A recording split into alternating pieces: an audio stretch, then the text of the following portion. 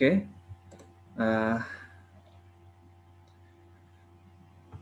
The topic of the research material that I want to give a short explanation related to the demographic and socioeconomic difference in financial information literacy among university student. Demografi dan sosial ekonomi, perbedaan sosial ekonomi pada informasi literasi keuangan di antara mahasiswa, ya, di antara mahasiswa. Apakah demografi dan kondisi sosial ekonomi akan mengalami perbedaan, ya, akan mengalami perbedaan di antara mahasiswa. Nah, tentunya karakteristik dari pengetahuan literasi keuangan masing-masing mahasiswa yang berada pada wilayah berbeda-beda, katakanlah Kabupaten Landak dengan Kabupaten Bengkayang, ya, dengan Kabupaten Sintang, tentu berbeda-beda sesuai dengan infrastruktur, ya, sarana dan prasarana yang dimiliki. Semakin lengkap akses internet yang dimiliki, semakin stabil listrik yang berada di sana, maka akan idealnya maka akan meningkat, ya, maka akan meningkat kemampuan literasi keuangannya. Riset ini ditulis oleh Liaquat, Mahmud, dan Ali pada tahun 2020 pada artikel Information Development penulis dari negara Pakistan, University of Punjab, Lahore, Punjab, Pakistan.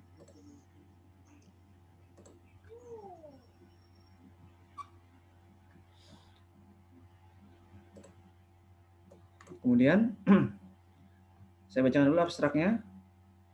Financial information literacy helps to manage earning. Nah, informasi literasi keuangan membantu kita untuk mengelola pendapatan. Kita bisa tahu dan kita bisa memahami bagaimana cara mengelola keuangan apabila kita tahu ilmunya, apabila kita tahu pengetahuannya. Kita selaku mahasiswa Sekolah Tinggi Ilmu Ekonomi dengan program studi manajemen, maka tentunya kita wajib memiliki pengetahuan manajemen yang baik. Kita mampu mengelola keuangan kita dengan tepat. Ya, jangan sampai justru ketika kita kuliah ada program studi manajemen namun kita memiliki perilaku boros. Memiliki perilaku yang tidak tahu bagaimana cara menginvestasikan uang kita. Ya, jadi di sini dikatakan bahwa financial information literacy help to manage earning, especially among those students who study non-commerce subject. Ya, di antara mahasiswa yang belajar non-commerce, ya, subjek di luar dari non-commerce.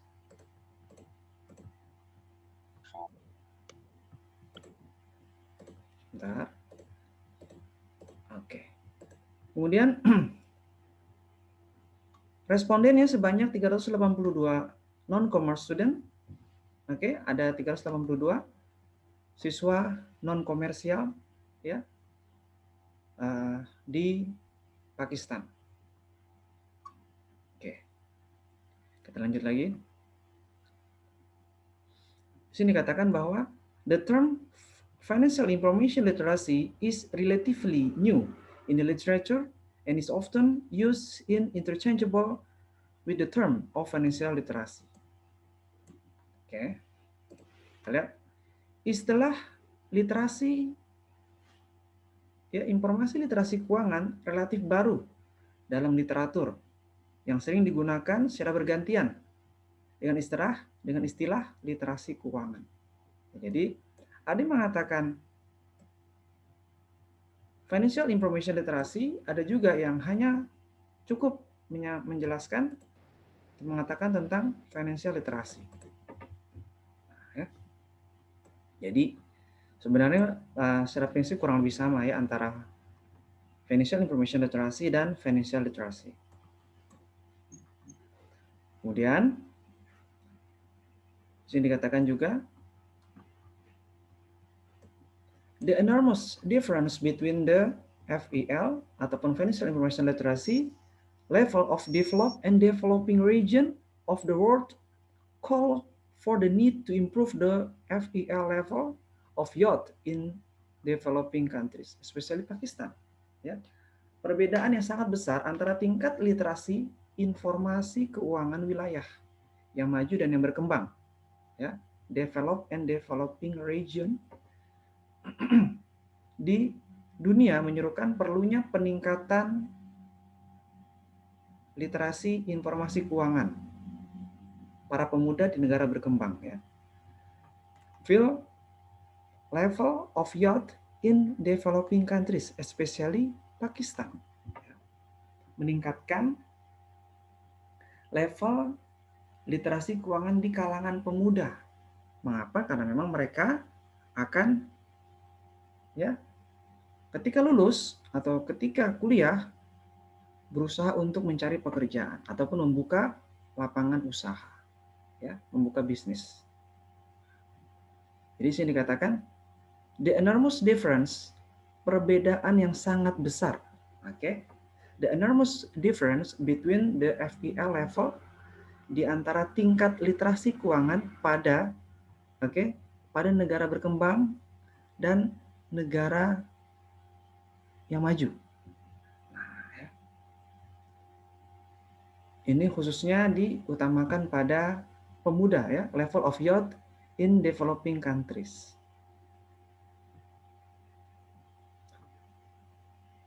Oke, kita lanjut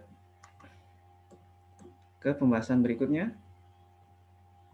Lantara and Kartini 2015 measure mengukur an individual level of financial literacy in terms of knowledge, ya, literasi keuangan individu diukur melalui knowledge, behavior, and attitude towards financial product and services. Nah, ya, pada pengetahuan, perilaku, dan sikap ketika mereka membeli produk atau jasa keuangan. Nah, ya, ketika mereka membeli produk atau jasa keuangan.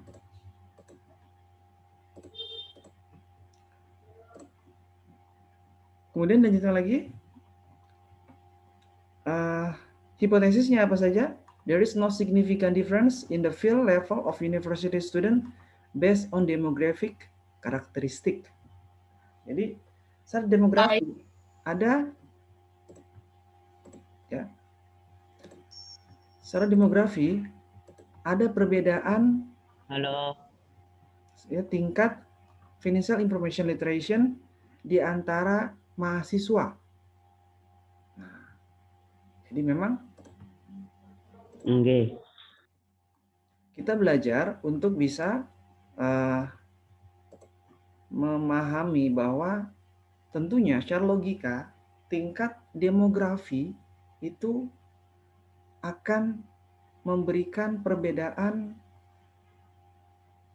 literasi keuangan mahasiswa. Ya, mudahnya adalah kita yang tinggal di kota Pontianak dengan tinggal di kota Singkawang atau tinggal di Kabupaten Mempawah atau tinggal di Kabupaten Kuburaya, tinggal di Kabupaten Melawi, Sintang, Sanggau Skado tentu berbeda. Ya, karakteristik demografiknya yang akan mengacu pada konektivitas sinyal internet, kestabilan listrik yang dimiliki. Nah, itu akan, ya, menjadi alat ukur tinggi rendahnya literasi keuangan seseorang. Dengan adanya gadget, ya, dengan adanya internet yang stabil, maka kita bisa belajar, utamanya dalam menggunakan layanan keuangan seperti financial technology. Ya, menggunakan gawai kita masing-masing, ya, menggunakan Android ataupun iPhone kita masing-masing. Kita bisa menggunakan sarana dan prasarana tersebut untuk ya, untuk kita belajar, oke, untuk kita mengakses layanan keuangan. Baik.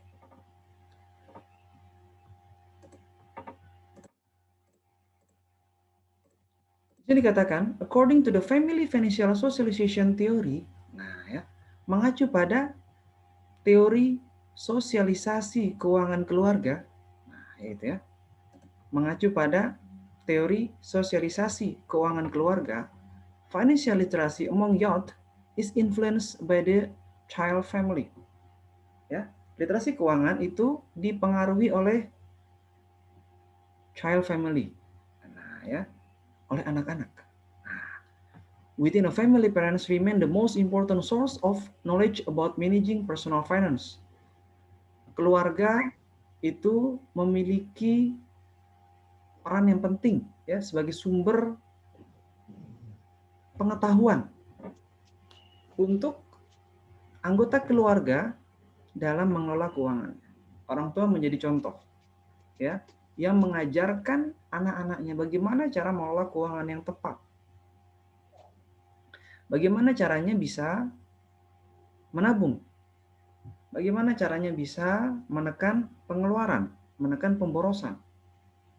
Ya. Bagaimana caranya bisa ya meningkatkan pendapatan melalui investasi ataupun membuka suatu usaha. Nah, itu menjadi poin penting pada literasi keuangan.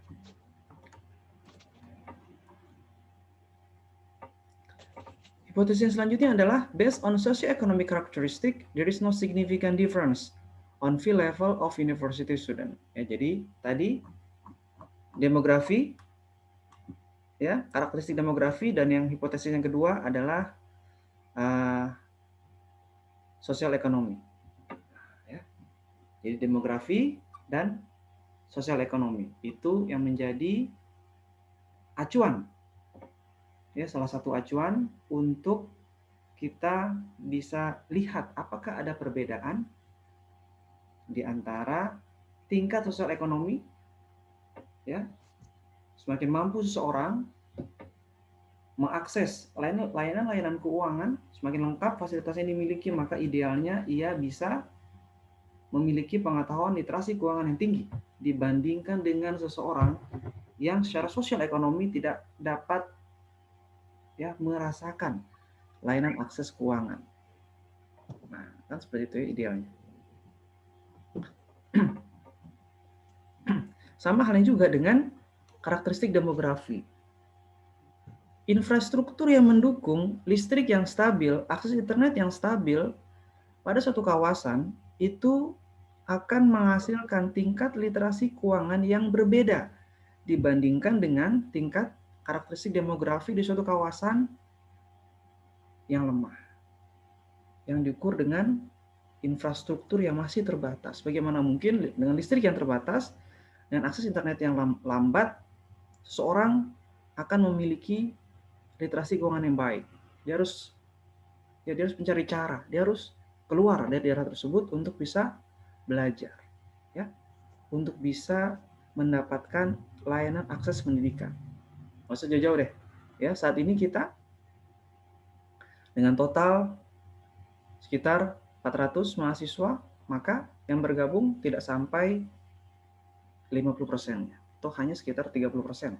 Ya, jadi katakanlah 400 itu yang bergabung 100 mahasiswa, nah itu sudah menjadi salah satu jawaban bahwa memang demografik itu berpengaruh terhadap proses pembelajaran. Nah, gitu ya. Demografi itu sangat berpengaruh terhadap bagaimana kita bisa belajar yang benar, ya. Bagaimana kita bisa menerima layanan perkuliahan jarak jauh atau pembelajaran jarak jauh dengan cepat dan efisien. Jadi ada dua di sini. Oke, saya ulangi lagi. Based on demographic karakteristik dan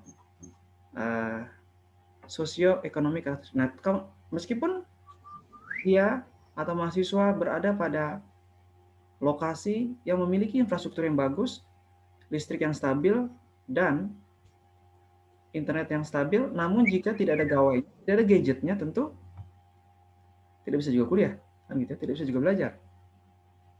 Sehingga di sini juga dikatakan sosioekonomi karakteristik. Nah, ada karakteristik sosial ekonomi yang tentunya secara logika semakin tinggi sosial ekonomi seseorang, maka akan semakin meningkat pula informasi literasi keuangan yang dimiliki, ya. Pengetahuan akan literasi keuangan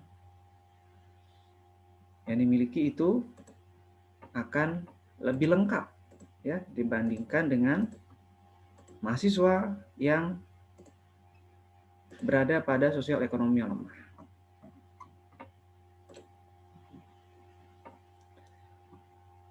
Persentase sharing of ATM password. Nah, tentu tidak boleh, ya. Kita tidak boleh men-sharingkan ATM password kita tidak boleh membagi PIN ATM kita, ya, berbahaya sekali, ya. Kita harus menyimpannya sendiri dan tidak boleh diketahui baik pada keluarga ataupun teman, ya. Sharing of ATM password ini tidak boleh. Use of ATM, penggunaan ATM bagaimana, dan the safest place for keeping money, bagaimana tempat menyimpan uang, kita simpan uang itu di mana. Nah, ya, di sini sharing of ATM password, use of ATM. Di sini high level untuk yang menyimpan uang, semua tahu simpan aman di bank. Namun ternyata ada juga yang masih membagi ATM password dan penggunaan ATM, ya. Nah, ini yang tentu tidak boleh. Banking knowledge, pengetahuan bank, oke. 10K in figure. Anda bisa tahu nggak? K ini maksudnya apa nih, K nih? K di sini apa? K di sini apa maksudnya? Ada mahasiswa yang paham? K ini adalah maksudnya kilogram, bukan ya? K ini artinya ribu, ya.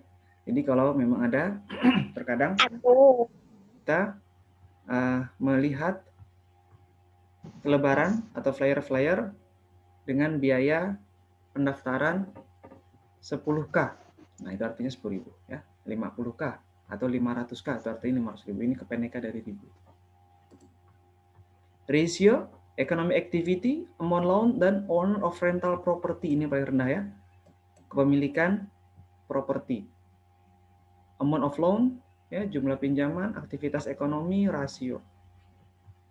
General financial and mathematical knowledge, wealth distribution, ya, distribusi kesejahteraan, ilusi uang, dan relationship between profit and inflation.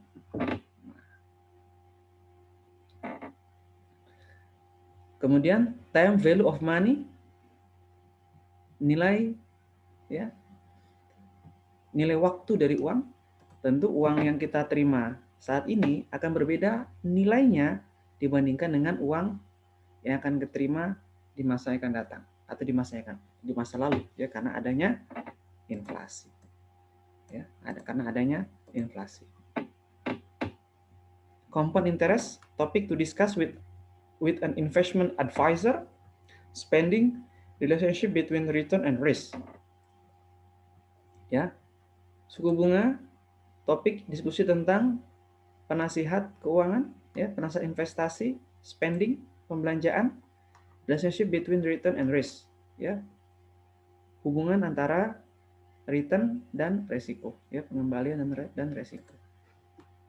Nah, di sini kita bisa belajar bagaimana kita mencoba untuk berlatih, ya, mengelola keuangan yang baik, ya, mengelola keuangan yang optimal melalui, nah ini, ya, tidak membagikan PIN ATM, tidak juga meminta tolong siapapun menggunakan ATM kita, dan menyimpan uang pada tempat yang aman. Jangan sampai kita simpan uang di bawah bantal, ya, atau di tas, ya. Yang tunai secukupnya saja, ya, kita simpan di tas atau di dompet. Namun sisanya kita simpan di bank. Itu akan memberikan keamanan. Namun ketika disimpan di bank, PIN ATM-nya hanya kita saja yang tahu, ya tidak boleh orang lain. Ya, sebenarnya ataupun meskipun itu keluarga, kita harus bisa menyimpannya sendiri. Dan kita gunakan ATM milik kita sendiri ya untuk kita tidak meminta tolong orang lain mengambilkan uang yang kita punya pada ATM punya kita, ya itu nggak boleh. Nah ini beberapa poin-poin yang bisa kita pelajari dari riset ini, utamanya demografi dan sosial ekonomi, akan memberikan perbedaan.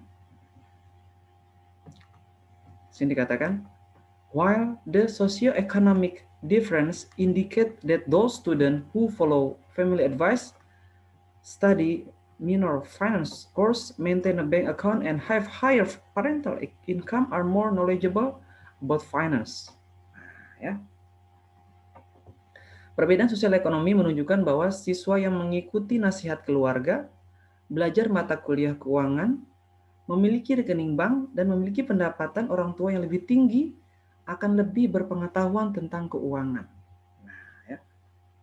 Perbedaan sosial ekonomi bahwa siswa yang mengikuti nasihat keluarga, ya dinasihatin dia ikut, ya dikasih penjelasan dia ikut, dan telah belajar mata kuliah keuangan, juga memiliki rekening di bank, memiliki pendapatan orang tua yang lebih tinggi dan lebih berpengetahuan, itu akan meningkatkan pemahaman mahasiswa tentang keuangan. Nah, ini ya, nah, lebih meningkatkan pemahaman mahasiswa tentang keuangan. Ya, sosioekonomik, peran keluarga, peran orang tua ya dalam mendidik kita ataupun dalam mendidik anak-anaknya sehingga kita bisa memahami bagaimana cara mengelola keuangan yang baik. Jangan sampai ketika kita mendapatkan uang, kemudian kita melakukan pemborosan, kita tidak menyimpan, ya. Kita tidak menginvestasikannya ataupun membuka suatu usaha. Nah, itu jadi memang pada materi kali ini kita belajar bersama-sama, termasuk saya, untuk kita bisa meningkatkan how to increase knowledge financial information literacy, sehingga kita bisa mengelola pendapatan yang kita miliki. Financial information literacy help to manage earnings. Nah, jelas ya. Kita bisa mengelola pendapatan kita dengan informasi literasi keuangan yang baik. Khususnya pada mahasiswa di luar yang di luar jurusan manajemen keuangan, ya, yang di luar jurusan non-commerce subject. Ya, jadi itu ya sekilas pemahaman tentang literasi keuangan di kalangan mahasiswa. Harapannya teman-teman bisa memiliki motivasi, ya, memiliki semangat, memiliki skill bagaimana cara mengelola keuangan. Nah, kita selaku mahasiswa idealnya kita memiliki pendapatan sendiri dengan cara kita bekerja sebenarnya. Ya, dengan cara kita bekerja. Dan kita bekerja, kita bisa mendapatkan pendapatan tambahan. Ataupun kita melakukan penjualan secara online. Ya. Kita menjual produk-produk tradisional di tempat kita jual secara online, maka kita bisa mendapatkan pendapatan ataupun earnings dari aktivitas yang kita lakukan. Kita selaku penerima beasiswa, misal, maka kita harus bisa mengelola dana tersebut untuk 100% digunakan meningkatkan prestasi yang kita miliki saat kuliah. Ya, Sisa waktu 10 menit lagi. Jadi harapan saya dari perkuliahan bahasa Inggris ini, teman-teman bisa belajar bagaimana cara mengelola keuangan personal. Betapa pentingnya kita belajar keuangan.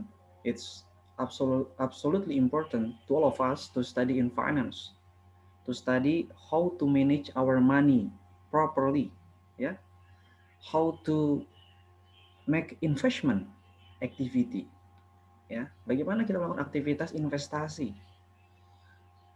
Hal itu bisa dilakukan dengan kita belajar. Dan literasi keuangan akan memiliki perbedaan berdasarkan dua. Apa saja? Literasi keuangan ini akan berbeda hasilnya apabila tingkat ini dan tingkat ini. Ada masih ingat? Ada dua hipotesis. Ini dan ini. Ayo, ada? Berdasarkan tingkat apa dia akan berbeda? Tingkat ini dan tingkat ini. Maka literasi keuangan itu akan berbeda. Dari riset tadi yang saya sampaikan. Ya, Asep? Ingat? Karakteristik demografi dan sosial ekonomi karakteristik. Ya, betul ya. Karakteristik demografi dan sosial ekonomi. Nah, di sana. Oh, apa tadi Pak? Ulang Pak. Ya. Karakteristik apa tadi? Sosial ekonomi dan karakteristik demografi. Oke, sip. Itu akan memberikan perbedaan tingkat literasi keuangan seseorang. Secara logika, apabila sosial ekonominya tinggi, apabila ya dari kalangan yang mampu, ya dari sisi ekonomi, maka idealnya memiliki literasi keuangan yang baik juga. Itu idealnya. Dan itu tentunya ya tidak semua juga. Tidak mentang-mentang sosial ekonominya bagus, tapi memiliki literasi keuangan yang baik. Belum tentu juga, kan gitu. Tidak serta-merta juga dari kalangan sosial ekonomi yang lemah, namun tingkat literasi keuangannya rendah. Tidak juga. Terkadang memang realita di lapangan itu menunjukkan hal yang berbeda. Sering kita dengar investasi yang ilegal. Sering kita dengar iming-iming bunga yang besar setiap bulannya. Dan itu banyak diinvestasikan oleh para kalangan sosial ekonomi yang tinggi. Sehingga mereka banyak tertipu. Nah, itu salah satu contoh di mana memang sosial ekonomi idealnya bisa meningkatkan literasi keuangan. Namun, realita di lapangan tidak 100% sejalan dengan teori yang ada. Demografi, ya. Demografi ini juga bisa meningkatkan, bisa juga melemahkan. Jangan dikira bahwa mahasiswa-mahasiswa yang mendapatkan akses listrik yang stabil, akses internet yang stabil, dan berbagai sarana dan prasarana yang ada itu akan bagus literasi keuangannya, akan bagus pengetahuannya. Belum tentu juga. Dibandingkan dengan mahasiswa di daerah dengan tingkat akses internet yang masih lemah, listrik yang masih belum stabil, namun bisa saja mereka menjadi termotivasi untuk belajar secara mandiri, termotivasi untuk bisa independent study. Jadi kita mahasiswa tingkat 1 STIE Budi Utomo dengan karakteristik demografi yang beraneka ragam, dengan tingkat sosial ekonomi yang juga beraneka ragam, itu tentunya tidak boleh menjadi patah semangat. Sering juga saya katakan, kita boleh dari daerah, dari kampung, katakanlah dari desa, kita tidak boleh patah semangat untuk bisa juga bersaing dengan mahasiswa dari kota, misalkan kota dan desa, misalkan. Tapi nama pada prinsipnya, kalau dalam pembelajaran tidak ada istilah kota desa, ya, perbatasan, ya, semuanya sama. Bisa saja, ya, anak-anak yang tinggal di kota, namun dimanjakan dengan teknologi yang pada gilirannya malas untuk belajar. karena semua telah tersedia. Sehingga yaudah, untuk apa lagi belajar? Semua telah ada. Tinggal tekan jadi ya, sehingga fisiknya ya menjadi lemah ataupun tidak kuat ya. Semuanya dilakukan dan dimanjakan dengan teknologi. Tentu berbeda ya dengan anak-anak daerah ya. Dengan pelayanan yang terbatas dan seterusnya, mereka tetap bisa bertahan ya, mereka tetap bisa survive. Dan biasanya dari setiap kekurangan-kekurangan itulah yang menyebabkan kita bisa semangat untuk belajar. Do you have a question about that? Ada pertanyaan? Ya, tentang perkuliahan kita pada pagi hari ini? Saya Pak, Ya, gimana? Silakan. menurut Bapak solusi yang paling tepat buat mengatasi keborosan anak kosan itu gimana Pak? Ya, kita mencatat pengeluaran. Biar tidak boros, kita catat apa pengeluaran kita 1 bulan. Ini. Nah, biar tidak boros, kita meningkatkan pendapatan. Nah, itu sebenarnya idealnya. Kita meningkatkan pendapatan. Namun memang ketika kita meningkatkan pendapatan, biasanya pengeluaran kita juga akan ikut meningkat. Katakanlah kita bekerja, itu biasanya itu pengeluaran kita juga meningkat karena seiring dengan gaya hidup ya. Kita membeli pakaian, belanja ke mall, ngopi-ngopi gitu kan di awal bulan, cari-cari diskonan di marketplace, Shopee, Tokopedia, Bukalapak. Nah, agar tidak boros, maka kita mencatat pengeluaran kita. Kita catat apa pengeluaran bulanan kita. Kita beli ini, ya. Kita beli ini. Katakanlah pengeluaran rumah. Ya, kita berbelanja apa? Misalkan kita ingin bantu orang tua, kita bayar listrik, bayar ledeng, apalagi beli beras misalkan, beli minyak, sabun-sabun mandi dan seterusnya, itu kita catat pengeluaran harian. Beli sampo, beli make up, beli apa kan, minyak rambut kalau laki-laki, kalau perempuan beli bedak atau ya apapun, dicatat itu semua.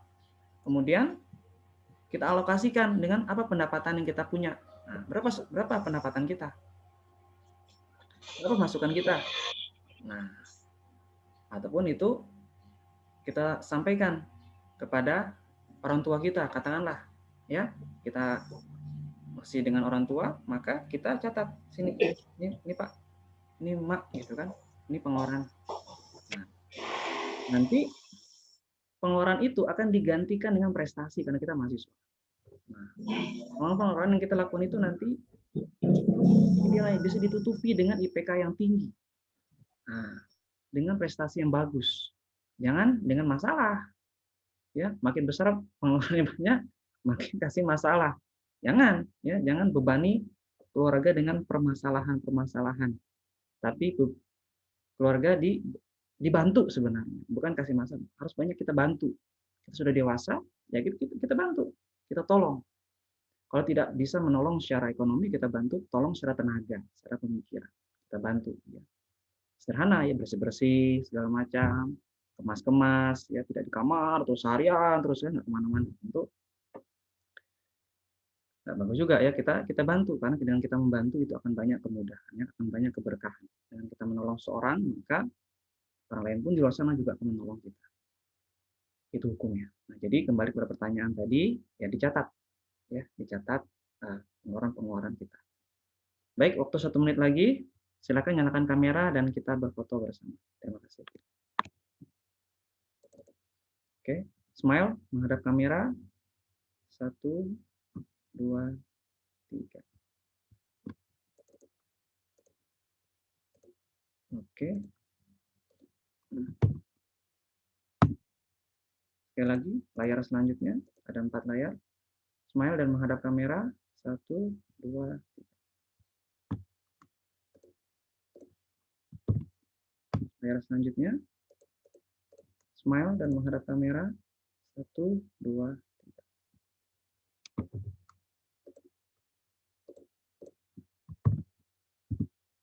Layar terakhir. Kita tersenyum dan menghadap kamera. 1, 2, 3.